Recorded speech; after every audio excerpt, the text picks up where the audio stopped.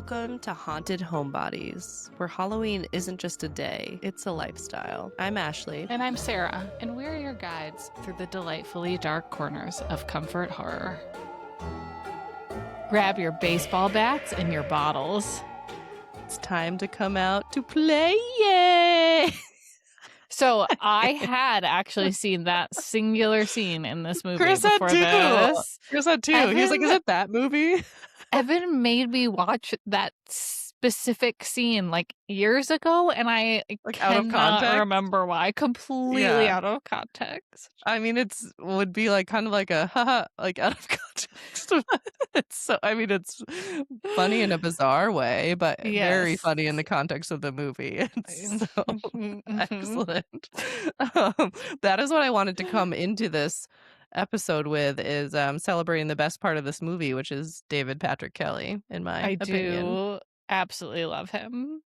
Love him. So I mentioned him in our Twin Peaks episode because he is Jerry Horn, and I was like, oh, he plays this total weenie in like all of these movies, and like The Warriors was one of them.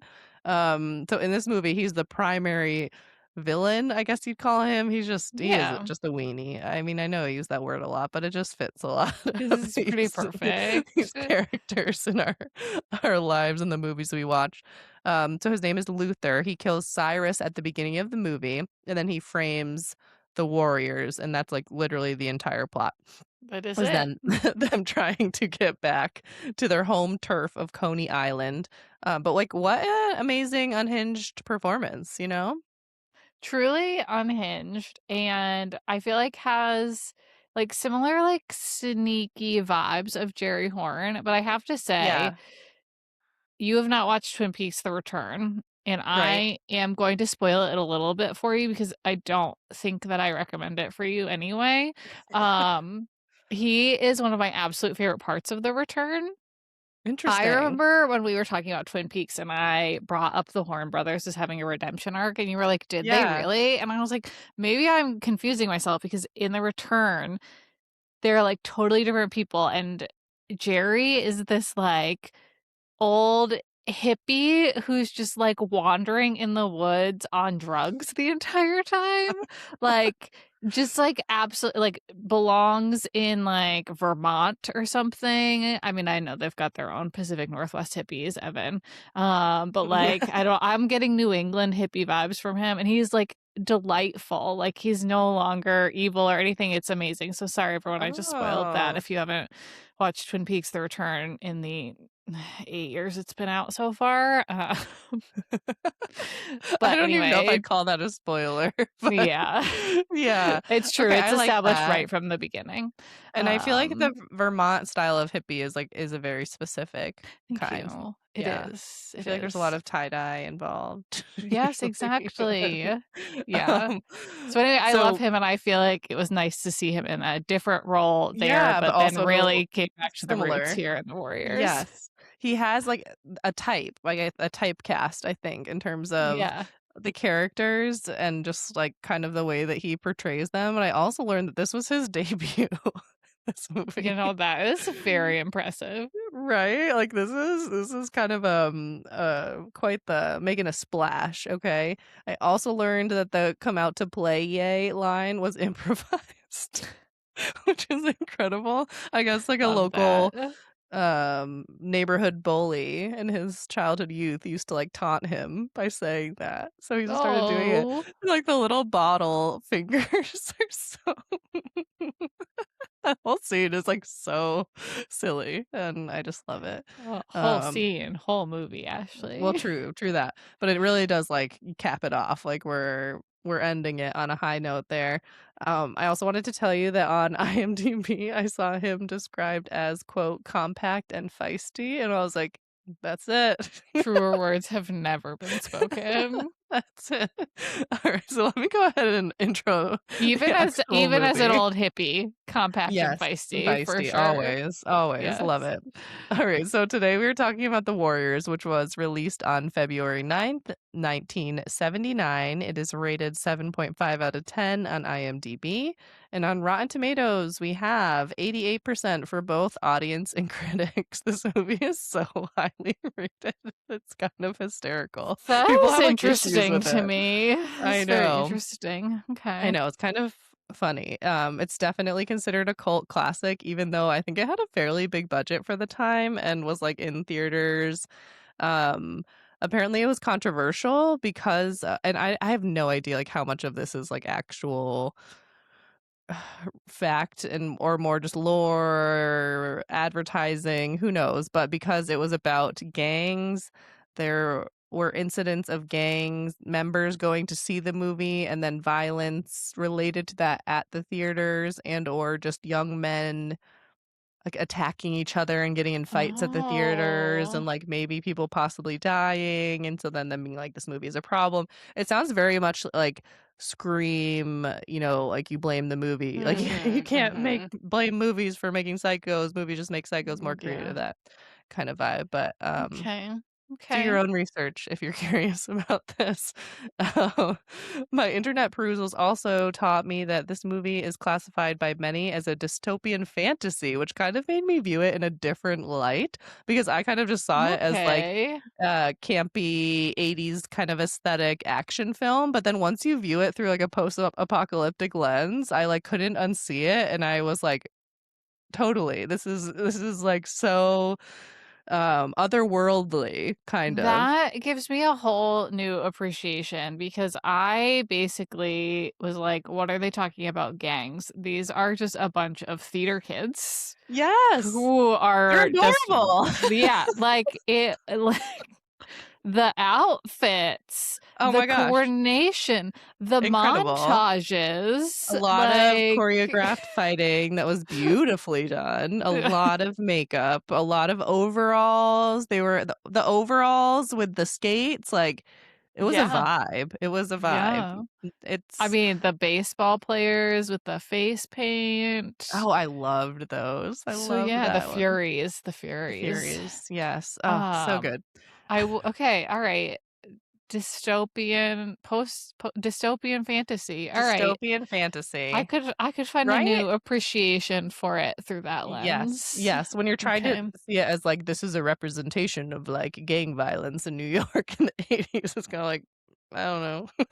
Yeah, I mean, I don't know what it I was wasn't like, but there, you but can't tell me that there were I'm trying not to say anything super offensive here, but like you cannot tell me that men dress up in overalls and skates or baseball uniforms with makeup who do like cute little stretches with their bats before they get in a fight would not have been relentlessly made fun of.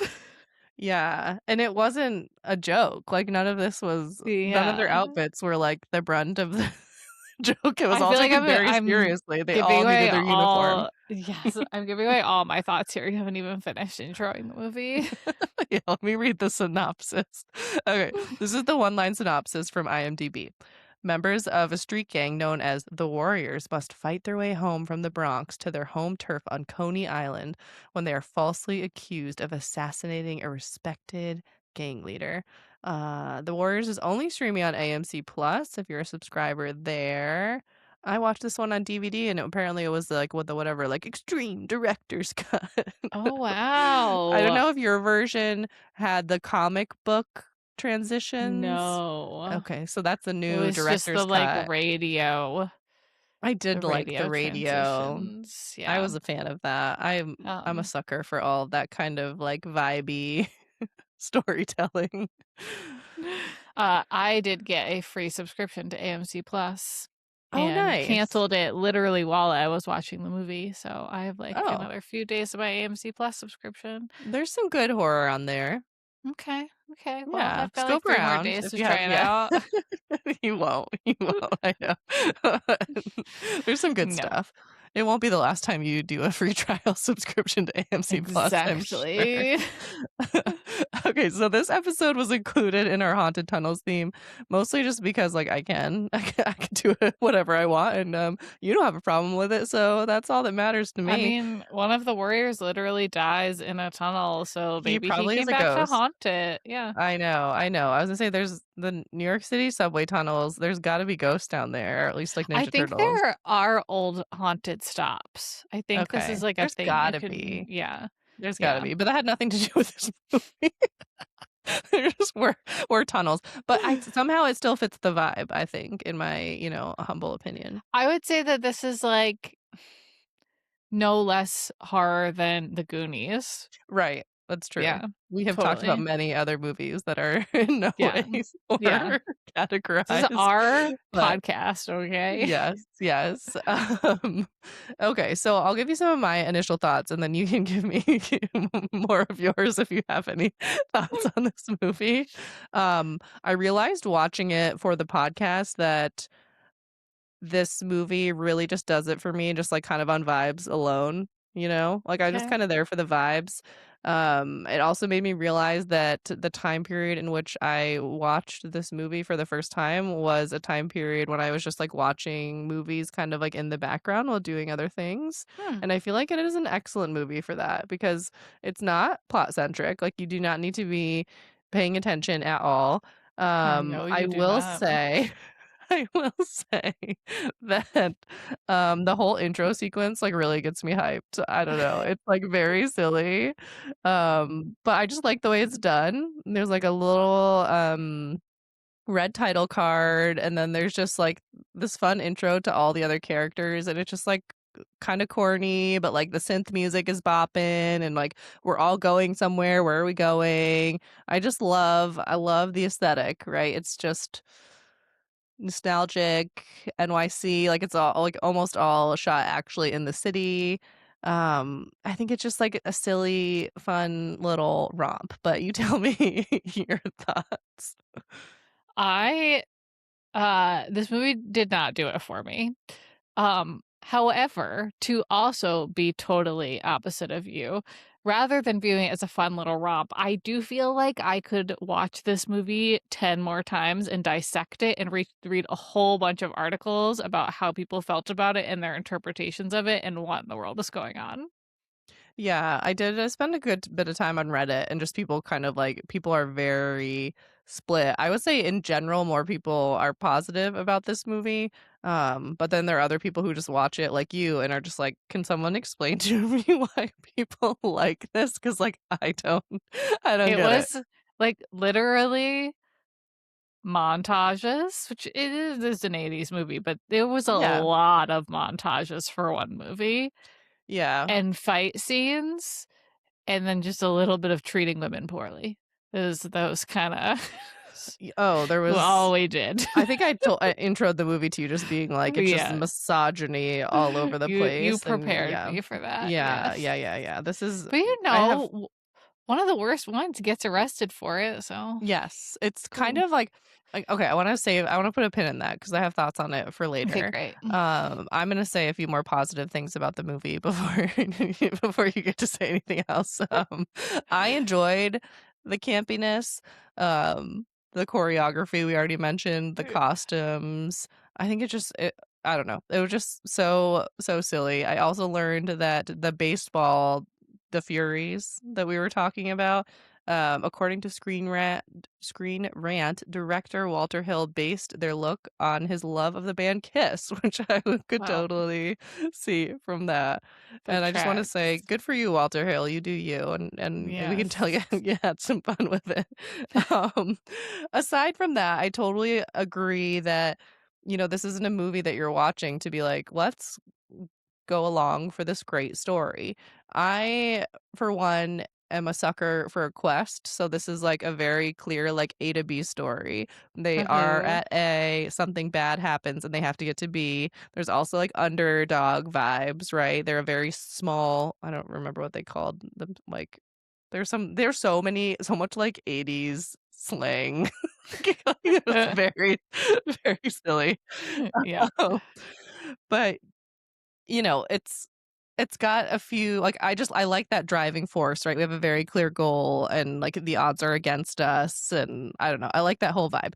But you can tell that like the entire time they still cannot just like put aside their masculine urges, right? It's like every single girl they're trying to chase, like they're all caught up in like their image and not being whatever offensive word they said about Well, not being tough. it's just very important for them to establish that they are heterosexual when they are prancing around in their cute little costumes, actually. That's also very true. And really only one of them seemed concerned with that, and that was Ajax.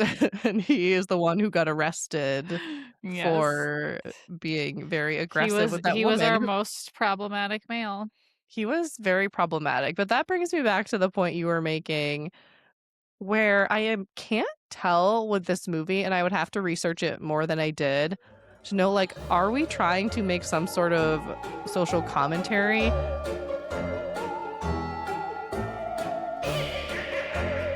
Because we've talked about this before, right? Like, are the tropes and just the way of the times, like, is this just representing kind of like the misogyny and like this representation of New York in the late 70s, early 80s, and kind of some of the interactions that were happening there? Or is this kind of like in some ways it actually felt like it was being trying to be serious? Like I'm thinking of the one conversation. Well, there are a few conversations primarily between the male lead, Swan, that was his name, and Mercy. They have some conversations where I'm like, you guys are like talking in a very unserious way about like some kind of serious stuff. And then when they're finally like on the home stretch and almost to Coney Island, there's this scene where these like clean cut wedding guests come on and they're like kind of having fun, and the Warriors and like Mercy in particular, I don't know, I almost got this vibe of like they're looking at them like this is like a whole different way like my life could have gone if I wasn't this kind of like tough on life vibe. And then they sit down and notice the Warriors and Mercy and are like literally judging her. She's like filthy, and they're like doing this like panning up and down of like her feet being dirty, her legs being dirty, and clearly being like so judgy, and then like hopping off the train at the next stop to avoid them. And it just seemed like it didn't seem out of place, but it did seem like we're trying to say something here about, I don't know, kind of like gangs and like this way of life, and like it seemed like celebrating it in a way, but then also being like, is this the choice that you want to make? Like, I don't know. I just think it's interesting. So, I have a few thoughts on that. One is that is one of the very interesting things about art is that you put it out into the world and people can read all sorts of things into it. Um, Another is that I do think he was trying to say something. I don't think it was, like, particularly well done. I just think it was, like, I don't know. It was, like, a little it wasn't very subtle. Maybe that's it. But can I also read to you a quote from the director that I think speaks to this? It's not about this movie in particular, but he said in an interview that every film I've done has been a Western, and Yeah, I saw that. elaborated that the Western is ultimately a stripped down moral universe that is whatever the dramatic problems are beyond the normal avenues of social control and social alleviation of the problem. Yeah, that's really intense and, like, Yeah. highbrow almost. And I think it's interesting too when we're talking about it being a dystopian fantasy at the beginning and then him calling everything Westerns. And I've actually Yeah. studied genre a little bit and, like, actually at, like, a more kind of academic level. At first, I thought the book I bought was just about, like, book genres, and it was like, no, it was like unpacking each genre kind of for like what it represents and like the Ooh. more of the psychological aspects of why we relate to certain stories. And it starts it with horror, and it kind of has this like trajectory of like all like horror being kind of the base of it, because we've talked about before, right, with it being like the stakes are like life or death, and it's working on our most primal survival instinct, which is fear. So it, like, kind of goes from there, and then westerns is, like, one of the main genres. So that's really interesting. So, like, yeah, you're right. He obviously was trying to do something. I think it could be subtle or not depending kind of on your interpretation, like you said, like, what you take away from it. It's like at a baseline Yeah. level, you can just say like, "Oh, there's these clean-cut teens who are on a good path, and then there's these rough and rugged teens who are well, teens. I don't know that they're teens, they're adults. Who knows? I'm so messed up with movies. I assume No everyone's supposed to be a idea. teen, but actually is a Yeah. 40-year-old actor anyway. Like, young people, we'll call them young people. But, that's something that more serious movie critics have said about this movie too, that it, like, celebrates young male violence and gang violence, and I was like, I don't know that they, like, were like, "Oh, these people are, like, so great and, like, what a great life." There's a I line at the am end. Oh, go ahead. No, I was just gonna say there's a line at the end, I think, where Swan, like, they get back to Coney Island, and Swan is like, "This is what we came back for, like, this is what we were fighting for," just, like, looking around at, like, the garbage and, like, he's like, "Go." I am also so sick of people saying that because a thing is in a movie, that thing is being celebrated. When Right, oftentimes it is not being celebrated. It is showing what is not good about this not good thing. right, right, and, I also think people can be critical of movies that maybe are like this too because, let's be real, like, this is, like, a silly, fun movie. This isn't trying to be serious. There's no way. Even with the commentary and, like, Yeah. those little pockets, this isn't a movie that's trying to have, like, a firm, bleak look on gang violence. It's like, because No. it's not doing that, then it's either not saying anything or it's celebrating it because it's fun. It's like you can still have fun storytelling without it being a celebration. It's just a aesthetic Yeah. and, like, style of Yes. filmmaking. Yes. I Agreed. don't know. I agree. I mean, this movie had it's one where you have it on in the background and I'm like, 80s synth music, fun costumes, silly dance bites. And then you sit down and you watch it and there's just like, could we quit it with like the 70s, 80s slang? Can you dig it? And we're gonna waste him and you packed. And I'm just like, can we just stop? Like, I get it. They're using So lingo. you're saying that my mistake is that I actually sat down and watched it. Yeah, that was your mistake. You should have been, like, baking cookies or, Yeah. yeah, doing another activity, and then you would've been like, "This movie's a vibe. Yeah. Movie's a Yes. vibe." My mistake. Um, Yes. yes, and we've talked about movies from this era before, just having, like, uncomfy language and, like, wondering if it's worth it and, that kind of vibe, and just, yeah, like you said, the general treatment and discussion of women it was just, like, uncomfortable to watch, but then same thing, it's like you're wondering kind of, are we just showing this or are we trying to I don't know. I don't know. I don't think it was necessarily saying anything good, aside from the Yeah. one woman who did handcuff Which Ajax and then got arrested, which loved was that. satisfying. Yeah, It that was was satisfying. satisfying. On the other hand, like, I don't feel like we were then supposed to be like, "Ah, he got what was coming to him." I feel like that was like, "Oh, another one bites the dust. That's too bad." Yeah, yeah, I know, I know. It was certainly, he was a character that I thought was going to have, like usually that type of character has an arc where someone, like, kind of sets him straight and then he becomes, like, a little bit nicer, and he just, like, kind of Yeah. was an asshole the entire 'Cause time, he and was then creepy to what's her name? he was creepy the whole Yeah. time, and just, like, Yeah. he was the macho one who, like, wanted to be the leader too because he was tougher than Swan, but, like, just, Yes. he was too much he was, like, the hothead, that kind of, like, classic guy. Which we haven't talked about that actor yet, but you must I know. recognize him. Oh, yeah, and only from his role in Sex and the City. Oh, I mean, he's in, like, a Yeah. bunch of other stuff too, but that's kind of, like, what I think of always, and Yes. the problem with having associations with Sex and the City is, like, many of them you've seen, like, nude and or, like, really weird commentary about, like, other things where it's just like, I don't wanna I don't know. That is totally fair. I would also say, though, what really freaked me out is his voice is, like, exactly the same, but Yes. he did need several decades to grow into his looks. Yeah. Yes, I know he Yeah. did. He was Yeah. definitely Uh, awkward. he also played Dexter's father on Dexter, who just Oh, shows up in like ghost form or memory form or whatever it is all the I time. never watched that show. I tried, and I started at the first season, and it was I Mhm. don't know when it started, but it was like 20, we'll just say 2010s. It was whatever that time is with like a lot of like quick cuts and I don't know, just like the whole style. Uh-huh. I was like, this is like overstimulating and annoying me. I can't do That's it. fair. I loved But it until it got really, really, really bad. So you really didn't miss out. every show. I do want to watch the newer, it was like some sort of reboot type season that they filmed in Western Mass. So I I actually did saw watch them that one filming that. because they filmed it. Yeah, they filmed it at Yeah. like the diner, like places we Yes.